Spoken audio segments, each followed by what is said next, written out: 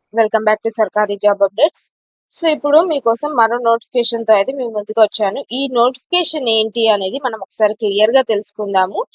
జోగులాంబ గద్వాల్ జిల్లాలోని మనకు అంగన్వాడీలో మనకు నోటిఫికేషన్ ఏవైతే పోస్టులు ఉన్నాయో వాటి కోసం అయితే ఆన్లైన్ అప్లికేషన్స్ అయితే స్టార్ట్ అయ్యాయండి. ఈ నోటిఫికేషన్ అనేది మనకు జూన్ 29th రోజు అయితే మనకు రిలీజ్ అయింది. సో ఇక్కడ ఏంటిది మనకు జోగులాంబ గద్వాల్ జిల్లా మహిళా శిశు దివ్యాంగుల మరియు వయోవృద్ధుల శాఖ పరిధిలో ఐసిడిఎస్ గద్వాల్, సో మల్దకల్ మరియు మనోపాడ్ ఈ మూడు ప్రాజెక్టులలో కూడా అంగన్వాడీ టీచర్లు మరియు అంగన్వాడీ సహాయకురాలు పోస్టులకు అయితే హెల్పర్ పోస్టులకు అయితే మనకు నోటిఫికేషన్స్ అయితే రిసీవ్ చేసుకుంటామని దరఖాస్తులు అయితే స్టార్ట్ అయ్యాయండి.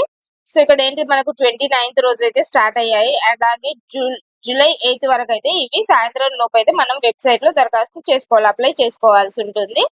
సో మనకు వీటికి సంబంధించిన పూర్తి వివరాలు అనేది అయితే మనకు వెబ్సైట్ లో అయితే ఉంటాయి. ఈ వెబ్సైట్ లింక్ అనేది మన డిస్క్రిప్షన్ లో ప్రొవైడ్ చేస్తాను. ఒకసారి క్లియర్ గా మనకు కంప్లీట్ వీడియో అయితే చూడండి, మీకు క్లియర్ గా ఎక్స్ప్లెయిన్ చేస్తాను. అన్ని డీటెయిల్స్ కూడా మీకు అర్థమవుతాయి. సో వీడియోని అయితే ఎక్కడ కూడా స్కిప్ చేయకుండా చూడండి.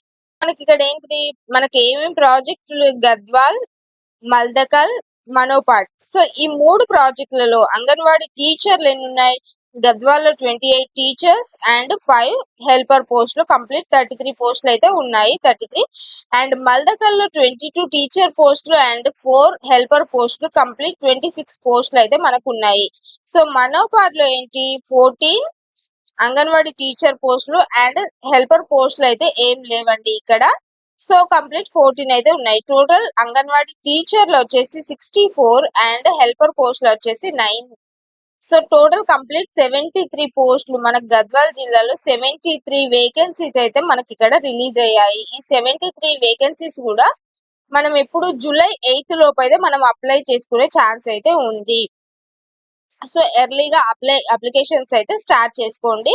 లాస్ట్ డేట్ వరకు కూడా వెయిట్ చేయకుండా చూసుకోండి.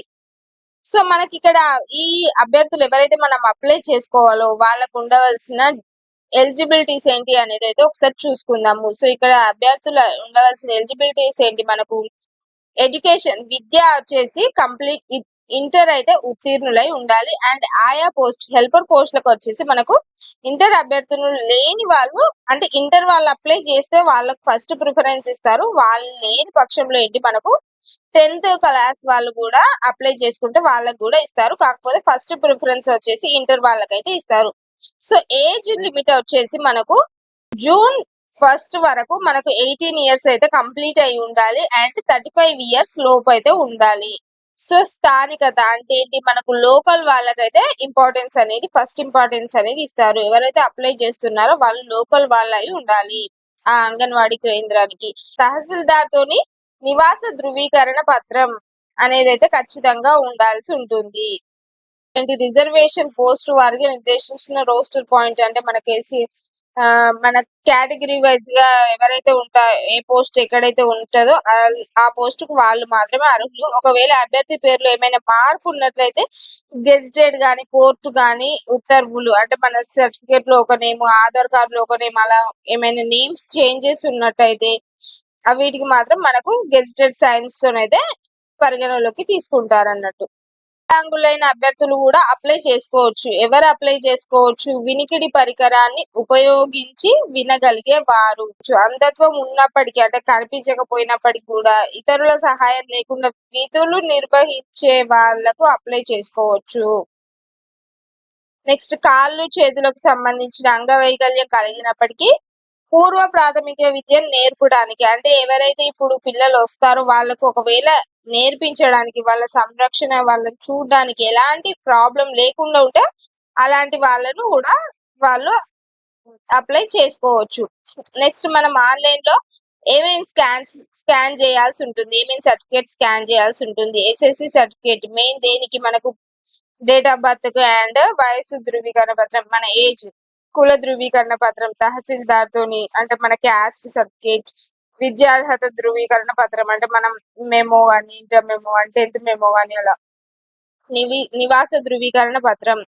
అంగవైకల్యం ఉంటే మనకు ఫిజికల్ హ్యాండిక్యాప్డ్ అయితే అవి, వితంతువు అయితే భర్త లేని వారైతే అలా ఆ మరణ ధృవీకరణ పత్రం, అనాథ అయితే అనాథ సర్టిఫికేట్స్ ఏవైతే మనం అక్కడ మెన్షన్ చేస్తామో ఆ సర్టిఫికేట్స్ అన్ని అయితే మనం స్కాన్ చేయాల్సి ఉంటుంది మన సర్టిఫికేట్స్ లేకుండా. సో ఈ నోటిఫికేషన్ మనకి ఎవరి నుంచి వచ్చింది అంటే ఈ నోటిఫికేషన్ పూర్తిగా రద్దుపరచడానికి కానీ మార్పులు చేయడానికి కానీ కలెక్టర్ కు మాత్రమే పూర్తి అధికారం ఉంది. సో అంటే ఇందులో ఏ చేంజెస్ చేసినా కూడా మనకేంటి జోగులాంబ గద్వాల్ జిల్లా కలెక్టర్ కి అయితే కంప్లీట్ వాళ్ళకి అన్ని అర్హతలు అయితే ఉన్నాయి. సో జిల్లా సంక్షేమాధికారి మహిళా శిశు వయోవృద్ధుల శాఖ హైదరాబాద్ నుంచి అయితే మనకి నోటిఫికేషన్ అయితే రిలీజ్ చేయబడింది. సో ఎవరైతే మీరు అప్లై చేసుకోవాలనుకుంటున్నారో వాళ్ళు ఫాస్ట్ గా అప్లై చేసుకోండి, అప్లికేషన్ అయితే చేసుకోండి. సర్కారీ జాబ్ అప్డేట్స్ అయితే ఫాలో అవుతుండండి. Regular up to date information అయితే మీకు ఉంటుంది.